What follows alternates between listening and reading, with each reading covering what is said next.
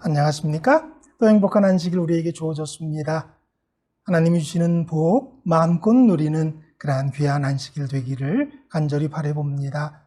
저는 오늘 마가복음 15장 29절에서 32절의 말씀을 가지고 은혜를 나누기를 원합니다. 제가 본문의 말씀 먼저 읽고 시작하겠습니다.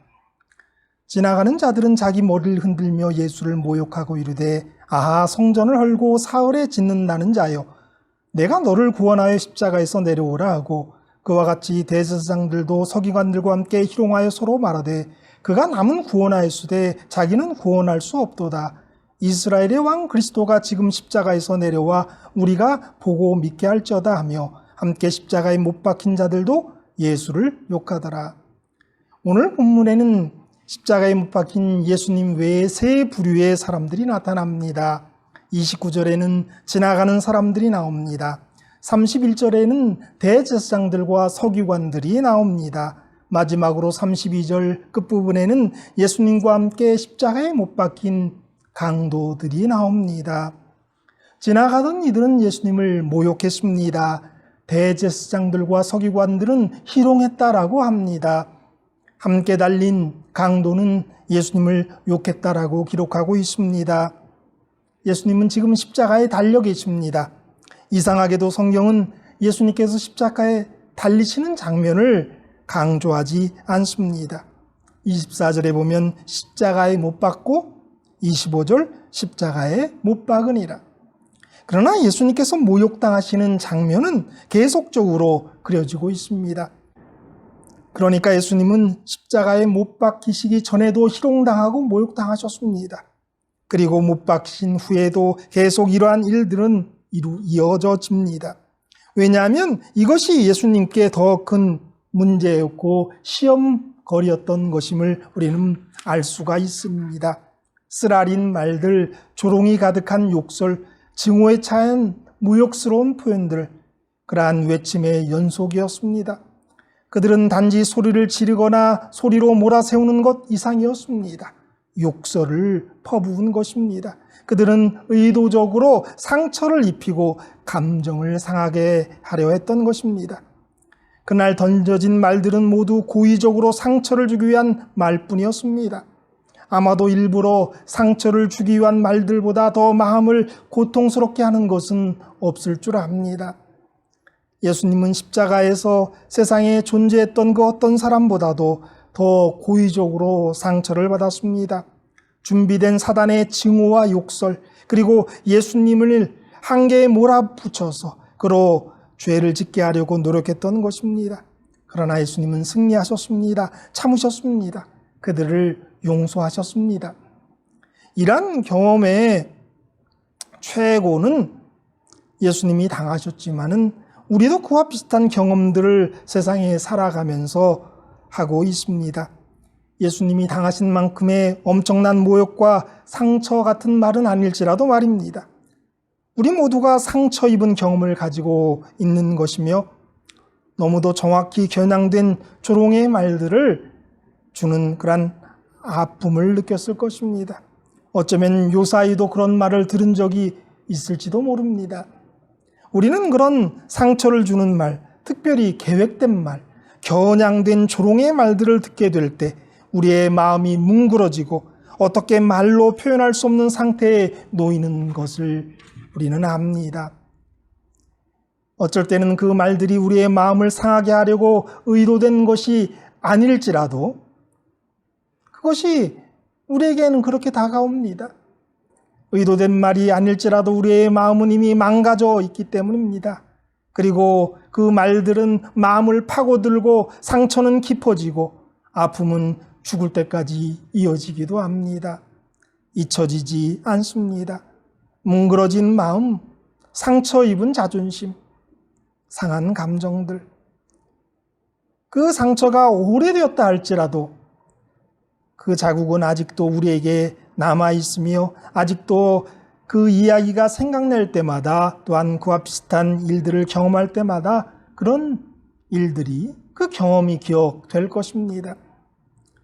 여기에 대한 치료제가 우리에게는 너무나 절실히 필요합니다.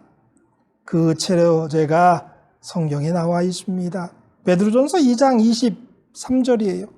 욕을 받으시되 대신 욕하지 아니하시고 고난을 받으시되 위협하지 아니하시고 오직 공의로 심판하시는 자에게 부탁하시며.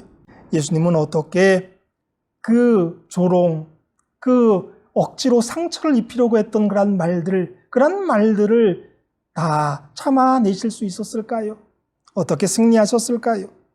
여기 베드로전서의 말씀은 예수님께서 오직 공의로 심판하는 자에게 부탁하셨다라는 거예요. 더 간단히 얘기하면 심판은 하나님께 맡긴 것입니다. 그리고 그 모든 조롱들, 모욕 주는 말들, 상처 주는 말들을 다 하나님께 넘겨버린 거예요. 당신이 갖지 않으시고 다 하나님께, 하나님의 심판에 맡겨버린 것입니다. 그는 스스로 보복을 하려 하지 않으시고 사과 요구도 하지 않으셨습니다. 놀랍게도 그분은 그들을 변호하셨습니다. 아버지여 저희를 사하여 주옵소서, 자기의 하는 일을 알지 못함이니이다. 이러한 예수님의 당하신 그 모욕과 겨냥된 조롱의 모습들을 보면서 우리는 이러한 모든 일의 치유제를 찾을 수가 있습니다. 이러한 예수님의 모습을 보면서 우리가 받은 상처들이 그리 고통스럽지 않다는 걸 알게 됩니다. 예수님이 당하신 것에 비하면 그게 뭐 대수겠습니까? 나의 불평들과 힘든 마음들이 유치하다는 생각을 하게 됩니다. 내가 벼르고 있는 그 복수의 시간들과 계획들이 유치하다는 것을 알게 됩니다. 한번 두고 보자라고 생각하는 우리의 마음이 얼마나 그리스도인답지 않다는 것을 알게 되는 것입니다. 사실 세상살이가 너무 힘들어서 보복을 꿈꾸는 힘으로 살아가는 자들도 있을 것입니다. 그러나 그리스도인들에게는 모욕당함, 상처를 준 말까지 기억하고 되갚아 주며 살기에는, 또 되갚아 주려고 계획하는 것은 너무나도 벅찹니다. 원수를 사랑하고 용서하라는 예수님의 말씀에 부딪히기 때문에 더 힘들 수밖에 없는 것입니다. 예수님처럼 사는 것이 가장 좋은 방법입니다. 하나님께 맡겨버리는 것입니다. 오늘의 본문으로 들어가 보십시다. 마가복음 15장 29절 30절입니다. 지나가는 자들은 자기의 머리를 흔들며 예수를 모욕하여 이르되 성전을 헐고 사흘에 짓는다는 자여, 내가 너를 구원하여 십자가에서 내려오라 하고. 지나가는 자들은 예수님께서 십자가에서 내려오는 것을 구원으로 보았습니다. 이들은 죽는 것이 아니라 사는 것이 구원으로 여겼습니다. 인간적으로 볼 때는 맞는 말입니다. 많은 사람들이 십자가를 참지 못하는 이유는, 그래서 십자가에서 내려오는 이유는 자기를 구원하기 위해서입니다. 모욕을 더 이상 참지 못하기 때문일 것입니다. 십자가에서 내려와 자기를 구원하라는 유혹 때문일 것입니다. 이전에 자신만만하게 했던 말들이 우리에게 덕과 같이 사용되기 때문이기도 합니다. 자기를 구원하는 것은 어떤 것일까요? 우리도 다 아마 할 수 있는 것들일 것입니다. 교회에 다니는 것을 때려치울 수도 있습니다. 부모님과 형제 간의 연을 끊을 수도 있습니다. 이혼을 선택할 수도 있습니다. 친구 간의 절연을 선언하고 다시 안 볼 수도 있습니다. 사기를 칠 수도 있습니다. 도둑질을 할 수도 있습니다. 그것이 우리의 진정한 구원일까요? 십자가에서 내려오는 것이 구원이라면, 생명을 부지하는 것이 최고의 목표가 된다면 그럴 수도 있을 것입니다. 그러나 십자가에서 달려 죽는 것, 나를 포기하는 것, 그리고 부활을 꿈꾸는 것이 진정한 구원임을 우리는 너무나 잘 알고 있습니다. 자기를 구원하는 길은 예수 안에밖에 없습니다. 나를 구원하는 것은 예수와 함께 죽고 예수와 함께 사는 방법밖에 없는 것입니다.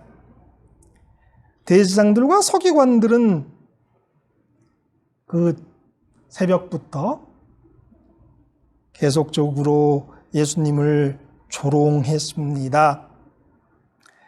모욕했습니다. 그런데 그들의 그 희롱은 계속 이어지고 있습니다. 15장 31절이에요. 마가복음. 그와 같이 대제사장들도 서기관들과 함께 희롱하여 서로 말하되 그가 남은 구원하였을 때 자기는 구원할 수 없도다. 이스라엘 왕 그리스도가 지금 십자가에서 내려와 우리가 보고 믿게 할지어다 하며 남을 구원하였으나 자기는 구원할 수 없도다. 남을 죽음에서 살려내기도 했던 사람이 자기는 살리지 못한다고 희롱합니다. 계속해서 십자가에서 내려와 우리가 보고 믿게 하라고 말합니다. 남을 구원했다는 말에는 꼭 죽음에서의 구원만을 이야기하는 것이 아닐 것입니다. 예수님은 병자들을 그 병에서 구원하셨고 가슴 아픈 사람들을 그들의 아픈 마음에서 구원하셨으며 고민과 갈등 속에 있는 자들을 그들의 현실에서 구원하셨던 것입니다. 다른 말로 하면 그들의 문제 속에서 그들을 구원하셨던 것입니다. 너는 남의 문제를 해결해줬지만 너 자신의 문제는 해결할 수 없다라고 희롱하는 것입니다. 고통 속에서 죽어가던 예수님께서는 저가 남을 구원하였을 때 자기는 구원할 수 없도다. 저가 이스라엘의 왕이로다. 지금 십자가에서 내려올지어다. 그러면 우리가 믿겠노라고 외치는 제사장들의 말을 다 들으셨다. 그리스도께서는 십자가에 내려오실 수 있으셨다. 그러나 죄인이 하나님의 용서와 은총을 받을 수 있는 희망을 갖게 된 것은 그분께서 자기 자신을 구원하려고 하지 않으셨기 때문이다. 시대의 소망 749페이지의 말씀입니다. 예수님의 문제가 십자가에서 내려오는 것이었다면 얼마나 쉬운 문제였을까요? 그러나 예수님의 문제는 인류를 구원하는 문제였습니다. 십자가에서 내려오는 것을 보여주면 우리가 믿겠다고 계속 희롱하며 유혹하는 그들에게 예수님은 참으셨습니다. 그리고 용서하셨습니다. 우리는 가끔 하나님께 이렇게 기도합니다. 하나님, 문제를 해결해 주셔서 나로 하여금 당신을 믿게 해달라고 그렇게 기도합니다. 또 우리가 어떤 우리의 이웃을 위해서도 그렇게 기도하죠. 병을 낫게 해주셔서 예수 믿게 해달라고, 문제가 해결되어서 예수 믿게 해달라고 그렇게 기도합니다. 그러나 예수님은 문제를 해결해서 당신을 믿게 하는 대신에 조롱을 끝까지 받으시고 죽으셨습니다. 현재의 문제 해결이 정답이 아니기에 그래요. 현재의 문제 해결이 모든 것이 해결되는 것이 아니기 때문에 그래요. 차라리 참음이, 침묵이, 그리고 용서가 진정한 문제 해결이죠. 진정 우리의 자아가 죽는 죽음이 해결책입니다. 예수님을 희롱하고 비난을 퍼붓는 그들이 이제 최후의 도전을 해오는 겁니다. 십자가에서 괴로워만 하지 말고 내려와 봐라. 그러면 우리가 믿겠다는 겁니다. 이 소리처럼 예수님의 마음을 흔들리게 하는 말은 아마 없었을 것이라고 생각됩니다. 사람들은 예수님을 조롱하는 뜻으로 내려와 보라고 빈정거렸지만 예수님에게는 참으로 참기 힘든 욕의 소리였을 것입니다. 왜냐하면 예수님은 실제로 십자가에서 내려오실 수 있는 분이시기 때문입니다. 십자가에 같이 달린 강도들에게는 십자가에서 내려오라는 소리는 절대 유혹이 될 수는 없습니다. 그들은 그들의 힘으로 십자가에서 내려올 수 없기 때문입니다. 사람들이 그들에게 그런 말도 하지 않습니다. 그들은 그럴 만한 능력이 턱걸만도 없다는 것을 잘 알기 때문입니다. 할 수 없는 것을 해보라고 말하는 것은 유혹이 될 수 없습니다. 그러나 예수님은 많은 이적을 보여주셨어요. 그분은 무리를 걸으셨어요.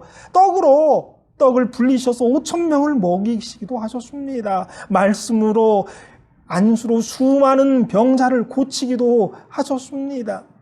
예수님은 손을 드셔서 파도와 큰 바람도 잠잠하게 하신 분이에요. 예수님과 관련된 많은 이야기들이 있지 않습니까? 예수님 못하실 일이 없어요. 그런 분은 십자가에서 내려오실 수도 있는 것이지요.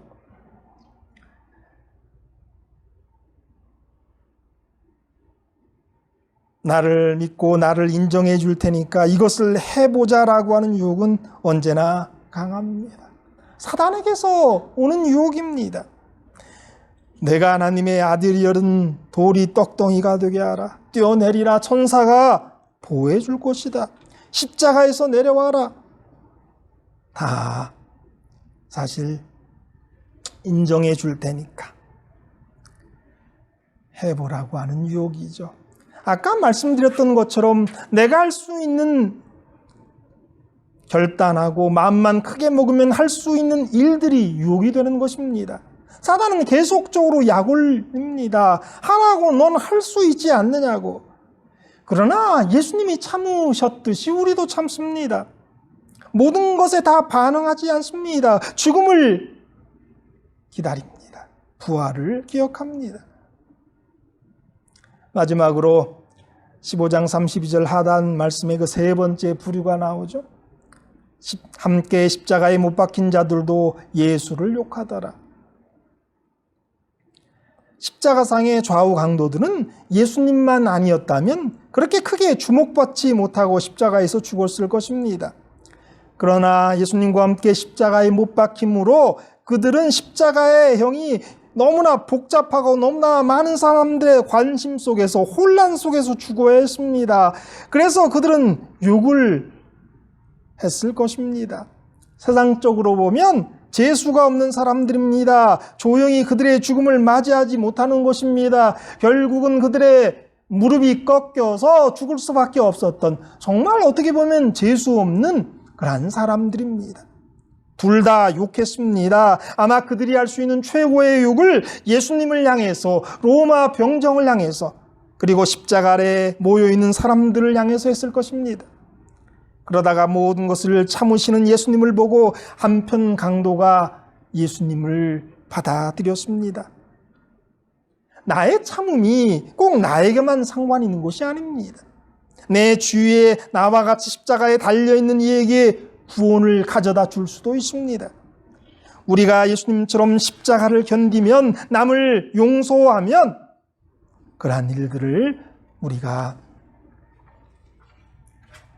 해낼 수 있는 것이죠. 내가 참음을 통해서 나와 함께 죽어가는 한 영혼을 살려낼 수도 있다는 것 또한 여러분 기억하시게 되기를 바랍니다.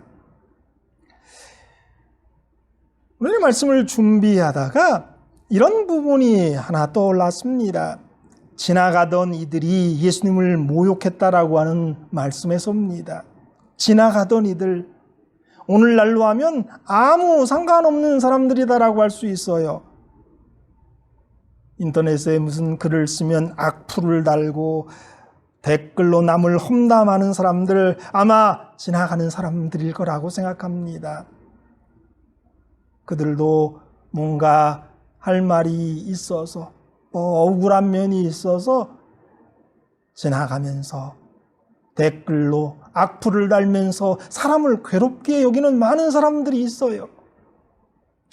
대지장들과 서기관들, 이런 사람들은 문제를 일으키고 이끌어가는 장본인들이겠죠. 어떤 사람의 죄를 만들고 여론을 조작하고 죽음으로 모으는, 그의 파멸로 모으는 그러한 뿌리의 사람들 또한 있습니다. 죄를 만들고 어떤 것들을 들춰내서 지도자로 하여금 어려움을 겪게 하고 내려오게 하고, 이러한 일들이 이전에도 있었고 그리고 지금도 있는 일일 줄 압니다.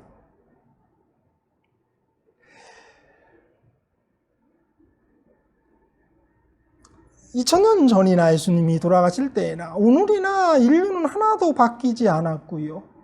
예수 믿는다는 사람들, 하나님 믿는 사람들도 하나도 바뀐 것이 없어요. 지도자들은 상대편을 넘어뜨리기 위해서, 뭔가 얻기 위해서 자기도 하지 못하는 정의를 외치면서 죄목을 만들고 끌어내리려고 혈안이 되고 글을 올리고, 또 지나가는 사람들은 거기에 답글을 달고 동조하고, 이러한 일들이 오늘날에도 이루어지는 일이라면 그것이 교회 안에서, 교단에서 이루어지는 일들이라면 얼마나 아픈 일입니까? 예수님께서는 아마 그래서 그런 문제로 고생하고 어려움 당했던 사람들의 편이실 것 같아요. 왜냐하면 예수님도 그런 어려움을 당하셨던 분이기 때문에 그렇죠. 우리가 이 지나가는 사람들, 대제사장들과 서기관들의 모습을 보면서 오늘 일어나고 있는 일들을 한번 적용해 보았습니다.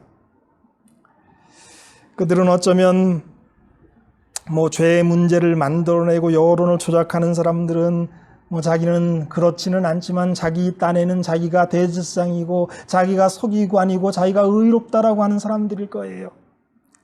지나가는 사람들도 사실 그냥 스쳐가고 함께 아파하고 해줄 수 있지만 그렇지 못하고 악플을 달고 하는 걸 보면 내가 뭔가 말할 수 있는 위치에 있다라고 스스로 여기는 사람들일지 모릅니다. 그러나 분명한 것은 그들이 사단의 일을 하고 있는 것이고 사단과 함께 하고 있다는 것을 기억해야 할 것입니다. 이전에 그런 일을 했던 사람들이라면 회개해야 할 줄 압니다.